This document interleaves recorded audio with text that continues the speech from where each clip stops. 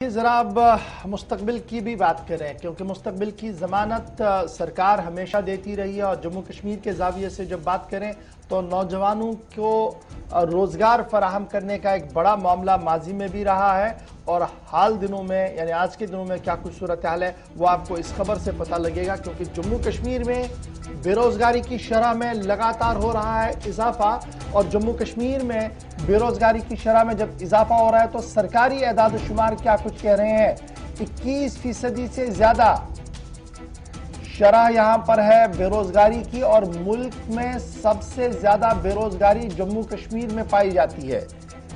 یہ رپورٹ جب ہم آپ کے سامنے رکھ رہے ہیں کہ انپلائمنٹ ریٹ جو جموں کشمیر کا ہے 21.6% ہے اور ملک میں سب سے بڑی شرح جموں کشمیر کے اندر بے روزگاروں کی ہے اور ملکی شرح پر اگر آپ دیکھیں گے تو 6.9%، لیکن جموں کشمیر آتے آتے یہ شرح 21.6% کو ٹچ کر چکی ہے۔ Centre for monitoring Indian economy CMI کی رپورٹ جو سامنے آئی ہے اس کے مطابق 21.6% بے روزگاری کی شرح اس وقت جموں کشمیر یونین ٹیریٹری کے اندر پائی جا رہی ہے اور CMI کی یہ رپورٹ بھی بتا رہی ہے کہ اگر اس کو آپ پچھلے کئی سالوں کے ساتھ مقابلہ کریں تو سپٹمبر میں یہی شرح جو تھی کچھ اور تھی اور اب یہ شرح اور آگے جو ہے وہ بڑی ہے 13% کا اچھال اس میں ہوا ہے۔ اور جب آپ اس کو دلی، ہریانہ، راجستھان اور تریپورہ کے ساتھ دیکھتے ہیں جہاں پر شرح زیادہ ہے باقی ریاستوں کے مقابلے میں تو وہاں پر شرعی بے روزگاروں کی جو شرح ہے وہ صرف 15% ہے، لیکن جموں کشمیر آتے آتے یہ شرح جو ہے وہ 21.6% تک آ گئی ہے۔ ایک طرف سے یہ CMI کی رپورٹ ہے۔ جموں کشمیر انتظامیہ کے پاس کیا کچھ ہے جی؟ جو امپلائمنٹ رجسٹریشن سینٹر ہے ان کا ماننا ہے کہ پچھلے سال میں کم و بیش 3 لاکھ بے روزگار جو پوسٹ گریجویٹ اور PhD ڈگری ہولڈرز ہیں، PG ڈگری اور PhD ڈگری دونوں جن کے پاس ہے ان کی تعداد 3 لاکھ لوگ ہیں، یعنی 3 لاکھ پڑھے لکھے ہائیلی کوالیفائڈ لوگ بے روزگار ہیں۔ اس کے بعد اب آپ نیچے جب جائیں گے تو کتنے لاکھ لوگ ہوں گے وہ آپ کو اس بات سے اندازہ لگے گا کہ سروس سلیکشن بورڈ نے گزشتہ دنوں جب اس بات کا اعلان کیا کہ انہوں نے بھرتی عمل کو آگے بڑھانا ہے تو کلاس 4 پوسٹ کے لیے 5.5 لاکھ لوگوں نے فارم جمع کرائے۔ 8,000 پوسٹ تھے کلاس 4 کے سروس سلیکشن بورڈ کے اور 5.4 لاکھ لوگوں کی طرف سے اپلیکیشن دی گئی۔ تو یہ شرعی بے روزگاری جو CMI کی رپورٹ ہے، جو ڈائریکٹریٹ ہمارا جو امپلائمنٹ ایکسچینج ہے اس کی ہے اور مثال ہے سروس سلیکشن بورڈ کی جہاں پر کلاس 4 اسامیاں 8,000 بھرنی تھی اور 5.5 لاکھ سے زیادہ لوگوں نے وہاں پر فارم بھرے ہیں۔ بڑی وجہ کیا ہے جی؟ پرابلم جو کشمیر کی ہے وہ سب سے بڑی ہے کہ پرائیویٹ سیکٹر ہمارے پاس ہے نہیں۔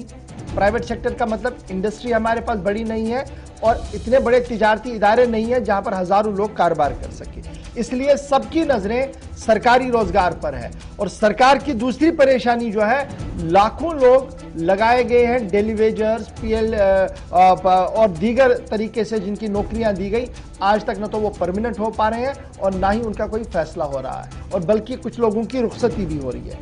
منسٹری فار اسٹیٹک کا جو ڈاٹا سامنے آیا ہے ان کا ماننا ہے کہ جب آپ جموں کشمیر بشمول لداخ کو بھی لے لیں گے تو اکتوبر اور دسمبر 2020 کے اندر شرح جو تھی وہ 17.8% تھی اور آج کے دن میں یہ 21.6% تھی۔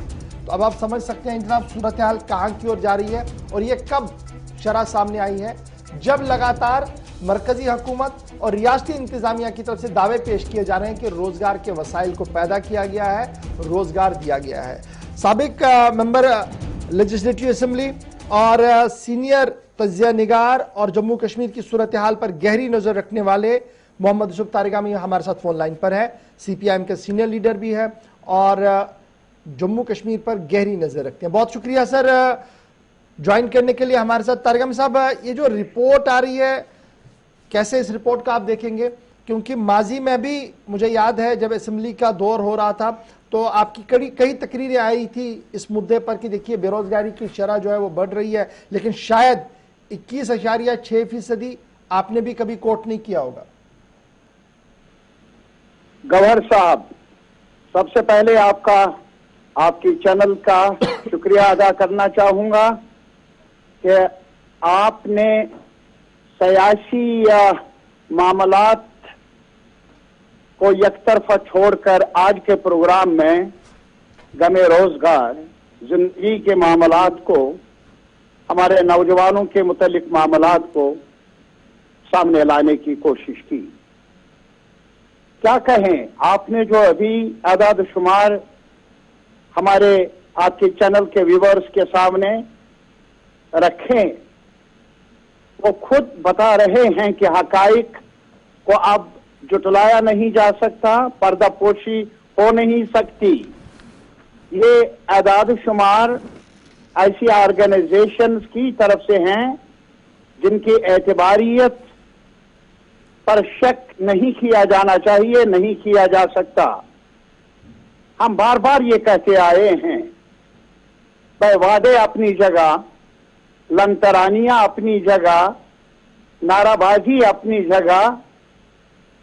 ہمارے نوجوانوں کے لیے، ہمارے عوام کے لیے روزگار کا مسئلہ شہرت کی حیثیت رکھتا ہے. یہ جینے کا سوال ہے. اور باقی ملک میں بھی صورتحال زیادہ بہتر نہیں. میں یہ کہوں گا کہ اگر آپ ابھی مختلف اداروں کے اعداد و شمار سامنے رکھ لیں گے تو 2020 میں لاک ڈاؤن کہیے، لاک ڈاؤن سے پہلے، لاک ڈاؤن کے بعد جو شرح تھی ان ایمپلائمنٹ کی، جی، وہ 24% رہی ہے. اور ماہرین کا یہ ماننا ہے کہ پورے ملک میں 45 سال سے آج کے دور میں سب سے زیادہ شرح ہے بے روزگاری کی. اور اس میں اس وجہ سے بھی کہ جو لوگ کام کر رہے تھے، ملینز جو سیلریڈ جابس میں تھے، جن کو تنخواہیں ملتی تھی، انہیں جاب چھوڑنا پڑا. اور 25% ایسے لوگ ہیں جن کا جو انڈسٹریل ورکرز، صنعتی اداروں میں کام کرنے والے، ان کو بھی بے روزگار ہونا پڑا، دھکیلا گیا. ایسا کیوں؟ ایسا اس لیے کیونکہ جو ہمارے سیکٹرز ہیں جابس کو کریٹ کرنے کے، امپلائمنٹ کو کریٹ کرنے کے، وہ ٹھپ ہو کے رہ گئے. نعرہ بازی اپنی جگہ، شور و گل اپنی جگہ. کنسٹرکشن کا حال دیکھ لیجئے، پورے ملک میں -50% پر پہنچ گیا. تجارت، ہوٹلز اور other services -47%. Manufacturing sector -30%. Mining -23%. یہ ہماری اکنامی کا حال ہے مجموعی طور پر. اور جہاں تک ہماری اس بدنصیب خطے کا تعلق ہے، کشمیر کا تعلق ہے، جموں کا تعلق ہے، لداخ کا تعلق ہے، کیا کچھ کہا گیا؟ اب نئی صبح ہوگی، نیا کشمیر بنائیں گے، اور اس نیا کشمیر میں ہر طرف ہریالی ہوگی. آج جو آپ نے ابھی اعداد شمار پیش کیے، کتنے ہی P H D higher education, جن کے پاس ایم فل کی ڈگریاں ہیں، پوسٹ گریجویشن کی ڈگریاں ہیں، گریجویشن کی ڈگریاں ہیں، لاکھوں کی تعداد میں آپ نے کہا جو رجسٹرڈ ہے.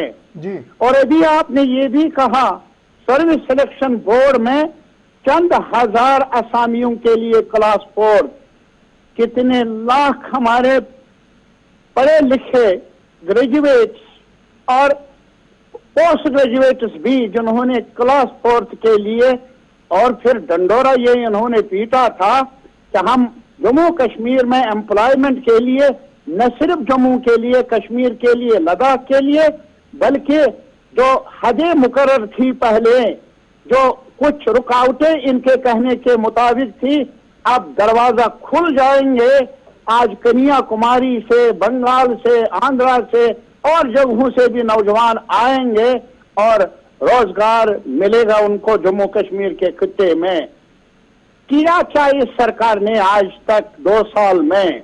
हाँ, मिनिस्टर साहिबान आ रहे हैं और पार्लियामेंट मेंबर साहिबान स्टैंडिंग कमेटीज आ रही हैं, लेकिन वो भी सया के तौर पर आ जाते तो शायद खर्च करते कुछ होटलों में, शायद किसी ऑटो वाले को, टैक्सी वाले को कुछ रोजगार मिल जाता, लेकिन वो बोझ भी हमारे इंतजामिया, हमारे अखराजात के जो वसीले हैं उन पर ही पड़ता है।